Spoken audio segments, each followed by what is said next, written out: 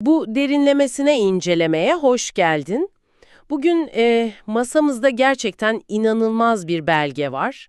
Doğrudan 2026 yılından İsveç'ten gelen oldukça sarsıcı bir kaynak bu. Evet, Sapar İklim yasal adıyla Sapar Yıklimov tarafından kurulan o meşhur Exile Lab International'ın arşivlerinden sızan bir metin. İnsanın okurken gerçekten kanını donduran cinsten bir veri seti. Kesinlikle öyle. Kurumun hani şu kurumsal hafıza birimi dedikleri alt bölümünden çıkan resmi, mühürlü bir belge bu. Başlığı bile aslında her şeyi özetliyor. Kayıp nesiller ve kayıp milyarlar. Hı hı. 1990'dan 2025'e kadar uzanan devasa bir periyodu kapsıyor. Temelde 5 ülkenin kaynaklarını nasıl yönettiğini ya da daha doğrusu nasıl yönetemediğini karşılaştıran çok detaylı bir analiz. Türkmenistan, Norveç, Suudi Arabistan, Irak ve Libya var odakta. Ama bu detaylara girmeden önce sen de bilirsin o çok kritik tarafsızlık kuralımızı aradan çıkarmamız şart. Tabii, kesinlikle. Onu baştan netleştirelim. Bu inceleyeceğimiz metinler, diktatörlükler, rejimler ve siyasi politikalar hakkında son derece sert, keskin iddialar içeriyor. Bizim buradaki amacımız hiçbir şekilde siyasi bir taraf tutmak değil, bir rejimi övmek ya da yermek gibi bir derdimiz yok. Aynen öyle. Biz tamamen tarafsız bir konumda sadece Exile Lab arşivinden çıkan bu belgelerdeki verileri, yazarın tespitlerini ve o CIA raporu alıntılarını şeffaf bir şekilde sana aktarmak için buradayız. Bu şeffaflık filtresini cebimize koyduğumuza göre belgelerin bize sorduğu o akıllara durgunluk veren kanca sorusuyla başlayabiliriz. Soru şu, hiçbir küresel yaptırıma maruz kalmayan, savaşa girmeyen, izole edilmemiş bir ülke nasıl olur da onlarca ambargo ve bombardıman altında kalmış ülkelerden çok daha fazla kaynak, çok daha fazla insan kaybedebilir? Nasıl var sanıyorsun? Vallahi ben sıfırları sayarken kayboldum ilk okuduğumda. Normal ama analizin detaylarına indikçe bir ülkenin elindeki o doğal kaynağın kendi başına hiçbir anlam ifade etmediğini görüyorsun. Asıl mesele o kaynağın etrafında nasıl bir strateji kurduğun. Tabii bu paradoksu senin de zihninde daha iyi canlandırabilmen için önce doğru çalışan modellere, yani başarılı örneklere bakmamız gerekiyor. Analiz de tam olarak buradan başlıyor zaten. Norveç ve Suudi Arabistan, hani şu başarı kutupları dedikleri kısım, Norveç'in o 1,5 trilyon doları aşan devlet petrol fonunu hepimiz sağdan soldan duymuşuzdur. Ama raporda bunun mekaniği o kadar sade anlatılmış ki. Çünkü Norwich modeli meselenin adeta ders kitabı niteliğinde bir versiyonu. Adamlar Kuzey Denizi'nde petrolü ilk bulduklarında bunu o günün bütçe açıklarını yamamak veya popülist bir şekilde halka dağıtmak için kullanmıyorlar. Çok katı bir stratejileri var. Kesinlikle. Kural çok net. Çıkarılan her bir varil petrol, taviz verilmeden dünya piyasalarındaki tam fiyatından satılacak. Ucuza vermek yok. Ve oradan gelen o devasa gelir de günlük harcamalara değil, Doğrudan gelecek nesillerin eğitimine, sağlık sistemine ve altyapısına gidecek.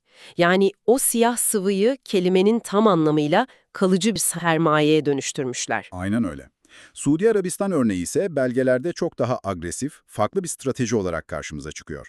Onlar sadece geleceği güvence altına alan bir fon mantığıyla hareket etmiyorlar. Evet, petrolü küresel masada bir silah, resmen bir hegemonya aracı olarak konumlandırıyorlar. Doğru. OPEC üzerindeki o kontrolleri, arzı kısarak veya artırarak dünya fiyatlarıyla oynamaları, petrolü dışa bağımlılık yaratan bir zayıflık olmaktan çıkarıyor, aksine o mega projeleri sanayileşmeyi finanse eden bir kaldıraç haline getiriyorlar. Yani temel çıkarım şu ki, kaynak ancak ve ancak doğru yönetilirse bir sermaye oluyor. Aksi takdirde sadece başkalarının ucuzca sömürdüğü bir depo olmaktan öteye gidemiyorsun. Ve işin o mantıklı, rahat, öngörülebilir kısmını tam da burada geride bırakıyoruz. İşin asıl ilginçleştiği yer burası zaten. Rapor bizi o konfor alanından çıkarıp madalyonun diğer yüzüne fırlatıyor. Saddam Hüseyin döneminin Irak'ına ve Muammer Kaddafi döneminin Libya'sına. Dünyanın en ağır ambargolarını yaşamış, küresel sistemden tamamen aforoz edilmiş iki rejim. Şimdi senin de aklına şu geliyordur doğal olarak, bir ülkenin her tarafı sarılmışsa, ekonomisi felç olmuşsa, O rejim hayatta kalmak için elindeki petrolü yok pahasına adeta bir bit pazarı mantığıyla elden çıkarır. Hani zararına satışlar başladı falan dersin. Ama Exile Lab verileri o ezberlediğimiz algıyı tamamen yerle bir ediyor. Buradaki asıl büyüleyici nokta şu, bu iki rejim o devasa izolasyona ve baskılara rağmen hiçbir zaman ekonomik intihar etmediler. Irak'ın durumu mesela 1990 ile 2003 arası tam 13 yıl süren ekonomiyi iliklerine kadar kurutan bir Birleşmiş Milletler ambargosu var ortada. Var ama 1996'da başlayan o gıda karşılığı petrol programının işleyişine baktığında ne görüyorsun? Irak'ın petrol satış fiyatları dünya piyasalarından asla kopmuyor. Yani yasal kotalar dahilinde de olsa, el altından yapılan o gizli satışlarda da olsa petrolü tam dünya fiyatından satıyorlar. Veya en kötü ihtimalle %5, hadi bilemedin %10'luk çok sınırlı bir indirim yapıyorlar. Üretim maliyetinin altına kesinlikle düşmüyorlar. Yani en köşeye sıkıştıkları anlarda bile ne verirseniz verin yeter ki nakit aksın diye bir panik yok ortada. İşin kara mizah tarafı da bu değil mi sence de? Uluslararası toplumdan tamamen dışlanmış bir diktatörlük, serbest piyasa kurallarına ve kendi malının değerine sözde barış içindeki bazı ülkelerden çok daha sıkı sıkıya bağlı kalmış. Libya örneğindeki o CIA arşivi detayı da bu agresif tutumun zirvesi aslında. Ah evet, o kısım inanılmazdı. Kaddafi'nin 1970'lerde petrol şirketlerine karşı takındığı tavır, diplomatik bir müzakereden çok resmen bir rehin alma operasyonu gibi. Kesinlikle öyle. CIA belgeleri meselenin o psikolojik boyutunu harika özetlemiş. Kaddafi, ülkesinde faaliyet gösteren devasa batılı petrol şirketlerinin yöneticilerini kelimenin tam anlamıyla köşeye sıkıştırıyor. Belgeler bunu, şirketleri kırdı ve fiyatları zorla yükseltti şeklinde raporluyor. Ve işin ilginç yanı, bu sadece 70'lerdeki o kriz yıllarında kalmıyor. Libya 1982'den 2004'e kadar Amerika ve Avrupa Birliği'nin en katı yaptırımları altındayken bile o dik duruşu bozmuyor. İzolasyonun zirvesinde dahi petrolünü dünya fiyatlarına kafa tutacak seviyelerde satmayı sürdürüyor adamlar. Yaptırımları ülkenin teknolojisini mahvediyor, altyapısını çürütüyor, evet. Ama ellerindeki o yegane varlığın fiyatını öldürecek bir dumpinge hiçbir zaman izin vermiyorlar. İşte bu çok kritik bir eşik. Bir tarafta vizyonla yönetilen Norveç ve Suudi Arabistan, diğer tarafta zorbalıkla ve ambargoyla baş başa kalmış ama malının değerini ne pahasına olursa olsun koruyan Irak ve Libya. Ve şimdi geliyoruz o devasa paradoksun merkezine. Türkmenistan'ın sessiz çöküşüne. Şimdi senin de aklına şu soru geliyordur. Burada yaptırım yok, ambargo yok, savaş yok. Kağıt üzerinde her şey stabil, barış içinde bir ülke. Ama analiz verileri diyor ki Türkmenistan'ın ekonomik tablosu o ambargo altındaki ülkelerden çok daha feci bir durumda. Bu aslında kurumsal çürümenin bir ülkeyi içeriden nasıl sessizce kemirdiğinin tam bir anatomisi. Rapor, Türkmenistan'ın bu felaket getiren gaz ihracat modeline birkaç ana başlıkta toplamış. Birinci ve en ölümcül hata, tek bir alıcıya yani Çin'e tam bağımlılık. Uluslararası ticarette sadece tek bir müşterin varsa malının fiyatını sen değil o müşteri belirler. Masada müzakere gücün sıfırdır. Aynen öyle. İkinci büyük fiyasko ise fiyatlandırma ve tahsilat stratejisinde yatıyor. Sattıkları doğalgazın fiyatı, o gazı taşıyacak olan devasa boru hatlarının inşaat maliyetlerine ve o inşaat için Çin'den alınan kredileri endekslenmiş durumda. Ya burası tam bir akıl tutulması gerçekten. Bunu anlamak için şöyle bir analoji yapalım. Şirkette işe giriyorsun, her gün mesai yapıyorsun ama patron sana maaş ödemek yerine diyor ki seni işe getiren servisin benzin parasını ve aracın kredi taksitini senin maaşından kesiyorum. Harika bir örnek. Yıllarca çalışıyorsun, değer üretiyorsun ama banka hesabına tek kuruş nakit girmiyor. Teknik olarak kendi gazlarını satıyorlar ama o devasa servet hiçbir zaman ülkenin kasasına nakit para olarak dönmüyor. Hepsi altyapı borcuna kesiliyor. Gaz akıyor ama para dönmüyor. Üstelik bu anlaşmalar dünya piyasa fiyatlarının çok çok altında rakamlarla yapılıyor. Rapor, bazı dönemlerde bu satış fiyatının o gazı çıkarma ve işleme maliyetinin bile altına düştüğünü kanıtlıyor. Yani ülke kendi öz kaynağını satarken resmen cebinden para harcıyor, zararına çalışıyor. Ambargo altındaki Saddam'ın bile reddettiği o ekonomik intiharı bunlar hiçbir dış baskı olmadan tamamen gönüllü olarak yapıyorlar. İnanılmaz. Buna bir de İran ve Azerbaycan'la yapılan o karmaşık takas barter anlaşmalarını ekle, doğalgazı verip nakit almak yerine fiyatlandırması şeffaf olmayan, değeri şaibeli mallar alıyorlar. Bu barter sistemi zaten düşük olan değeri iyice aşağı çekiyor. Rakamlar o kadar absürt ki insan o sıfırları idrak etmekte zorlanıyor. Kaynaklara göre sadece bu düşük fiyatlandırma ve zararına satışlar yüzünden ülkenin doğrudan yaşadığı kayıp her yıl 12 ila 13 milyar dolar. Her yıl. Ayda 1 milyar doların kelimenin tam anlamıyla buharlaşması demek bu. Ve rapor buna bir de fırsat maliyetini ekliyor. Yani o para zamanında kasaya girseydi, Norveç gibi bir fona konsaydı ne olurdu sorusunun cevabı, o kaçırılan fırsatlarla birlikte toplam ekonomik kayıp yıllık 30 ila 40 milyar doları buluyor.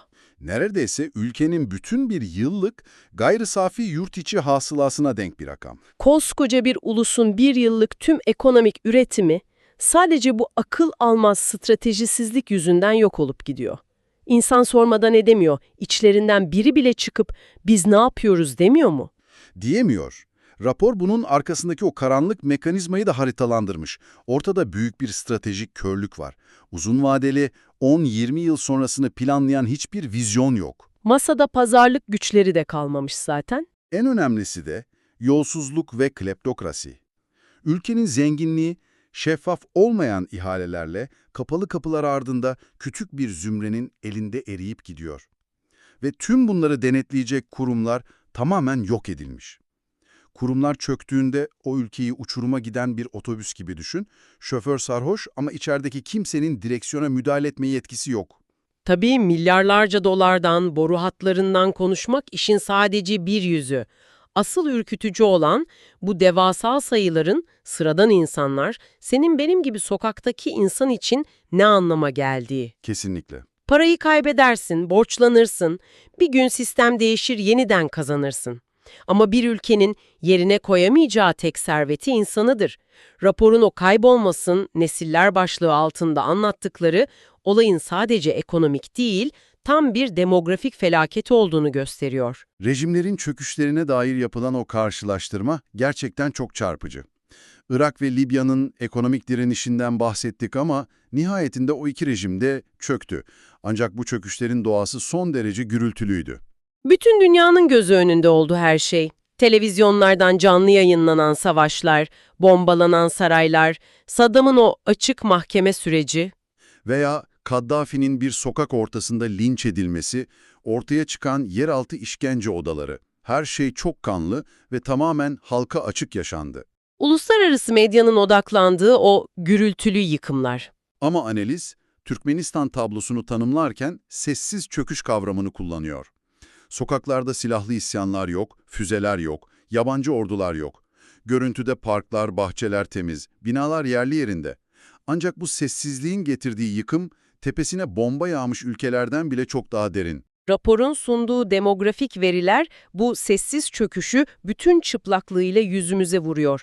1990'ların başına dönüyoruz. Rapor diyor ki o dönemde ülkenin tam %49'u yani nüfusun yarısı 25 yaşın altındaydı. Bu bir ülke için piyangoyu tutturmak demek. Altın demografik fırsat penceresi. Tarihte bir millete belki yüzyılda bir gelir bu şans. O genç nüfusu doğru eğitirsen bir üretim merkezi, bir teknoloji devi yaratabilirsin. Ama o potansiyelin nasıl bir kabushane dönüştüğüne bakıyoruz şimdi. Rakamlar o altın fırsatın nasıl kendi kendini yiyen bir canavara dönüştüğünü acımasızca özetliyor. Doğru işlemeyen bir ekonomi, gelirleri hortumlanan bir devlet ve çökmüş eğitim sistemi. Sonuç, devasa bir işsizlik, derin bir umutsuzluk ve kitlesel uyuşturucu bağımlılığı. Milyonlarca genç çareyi ülkeyi terk etmekte buldu. Analizdeki asıl dehşet verici, insanın boğazını düğümleyen detay, o insan hakları savunucularının tahmin ettiği oran bence. Genç erkeklerin %70 ila %80'inin hayatlarının bir döneminde hapishanelerden veya o meçhul özel kurumlardan geçmiş olması. %80. Bu bir istatistiksel sapma değil ki, bu ülkenin bel kemiğini oluşturan koca bir neslin fiilen kriminalize edilmesi demek. O hapishanelerde çürüyen insanlar, o ülkenin mühendisleri, doktorları, öğretmenleri olacaktı. Analiz çok net söylüyor. Ülke o altın demografisinin tam 3 neslini tamamen ve sessizce kaybetti. 3 nesil. Bir ülkenin önündeki 60-70 yılın silinmesi demek bu. Gerçekleşmeyen icatlar, yazılamayan kitaplar, yaşanamayan hayatlar. Bombalar binaları yıkar, yeniden yaparsın. Ama o 3 nesli, o milyonlarca zihni bir daha geri getiremezsin. Ve tüm bunların hiçbir dış müdahale olmadan tamamen içerideki çürüme yüzünden yaşanması işin en trajik tarafı. Bütün bu belgeleri toparladığımızda karşımızda çok net bir tablo var. Norveç ve Suudi Arabistan kaynaklarını vizyonla yönetip zenginlik inşa etti. Irak ve Libya en ağır yaptırımlara rağmen malının değerini savundu, ekonomik direnç gösterdi. Ve bu iki ucun tam ortasında hiçbir ambargo veya savaş olmamasına rağmen yanlış politikalar ve kurumsal çürüme yüzünden her yıl 10 milyarlarca dolarını ve 3 neslini sessiz sedasız kaybeden Türkmenistan duruyor. Bilgi bombardımanına tutulduğumuz şu çağda, sürekli yeni bir savaş manşeti okuduğumuz bu dünyada, bu belgeler bize evrensel bir gerçeği fısıldıyor. Bir ülkenin kaderini belirleyen şey her zaman dış güçler veya gökten yağan füzeler değildir. Bazen asıl düşman içeridedir. Vizyonsuzluk ve içeriden çürüyen kurumlar, dışarıdan görünmeyen ama gençleri öğüten en acımasız kitle imha silahıdır. Ve tam da bu yüzden Sapar Yıklomov'un kurduğu Exile Lab gibi yapıların varlığı hayati önem taşıyor. Eğer bu arşivler, bu sızdırılan belgeler olmasaydı, o hapishanelerden geçen %80'lik genç nüfus sadece bir gölge olarak kalacaktı. Bu kurumlar, o sessiz kayıplar unutulmasın, başka toplumlar ders çıkarsın diye o kurumsal hafızayı kayıt altına alıyorlar. Kurumsal hafıza olmazsa o kaynayan suyun içindeki kurbağa gibi çöküşün içinde olduğunu fark edemezsin bile. Bu derinlemesine incelemenin sonuna yaklaşırken seninle kendi başına düşünmen için son bir fikir bırakmak istiyorum. Kaynakların doğrudan söylemediği ama tüm bu verilerin üzerine inşa ettiği kışkırtıcı bir soru. Seni dinliyoruz. Eğer bir ulus tek bir küresel yaptırımı bile tetiklemeden, barış içinde göründüğü halde güpegündüz tam 3 neslini ve milyarlarca dolarını böyle sessizce kaybedebiliyorsa, şu an dünyanın başka köşelerinde o çok sevilen barış ve istikrar maskesinin ardında kim bilir daha ne kadar sessiz çöküş yaşanıyor. Ve biz sadece gürültülü felaketlere odaklanmaya alıştığımız için bunların hiçbirini haberlerde görmüyoruz. Bu rahatsız edici soruyu zihninde biraz çevirmeni isterim. Bu sohbetimizde bize katıldığın, bu karmaşık meseleyi bizimle çözmeye çalıştığın için teşekkür ederiz.